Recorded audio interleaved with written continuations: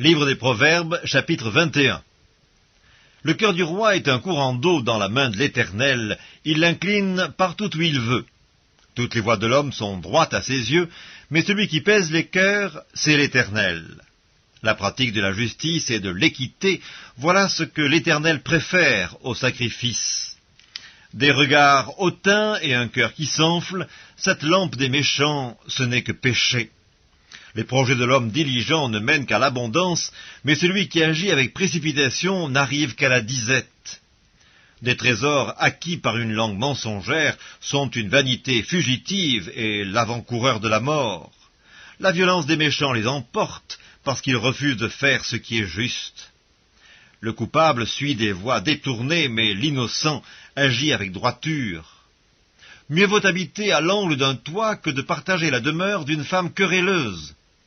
L'âme du méchant désire le mal, son ami ne trouve pas grâce à ses yeux.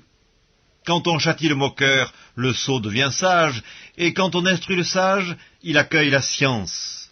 Le juste considère la maison du méchant, l'Éternel précipite les méchants dans le malheur. Celui qui ferme son oreille au cri du pauvre, criera lui-même et n'aura point de réponse. Un don fait en secret apaise la colère, et un présent fait en cachette calme une fureur violente. C'est une joie pour le juste de pratiquer la justice, mais la ruine est pour ceux qui font le mal.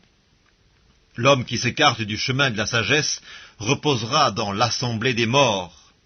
Celui qui aime la joie reste dans l'indigence, celui qui aime le vin et l'huile ne s'enrichit pas. Le méchant sert de rançon pour le juste, et le perfide pour les hommes droits. Mieux vaut habiter dans une terre déserte qu'avec une femme querelleuse et irritable. De précieux trésors et de l'huile sont dans la demeure du sage, mais l'homme insensé les engloutit. Celui qui poursuit la justice et la bonté trouve la vie, la justice et la gloire.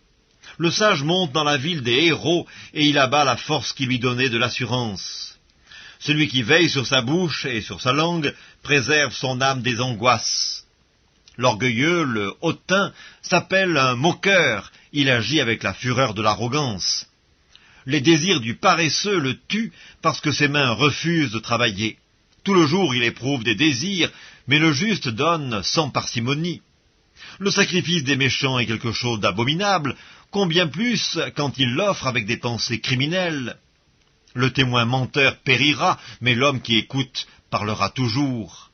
Le méchant prend un air effronté, mais l'homme droit affermit sa voix. Il n'y a ni sagesse, ni intelligence, ni conseil en face de l'Éternel. Le cheval est équipé pour le jour de la bataille, mais la délivrance appartient à l'Éternel.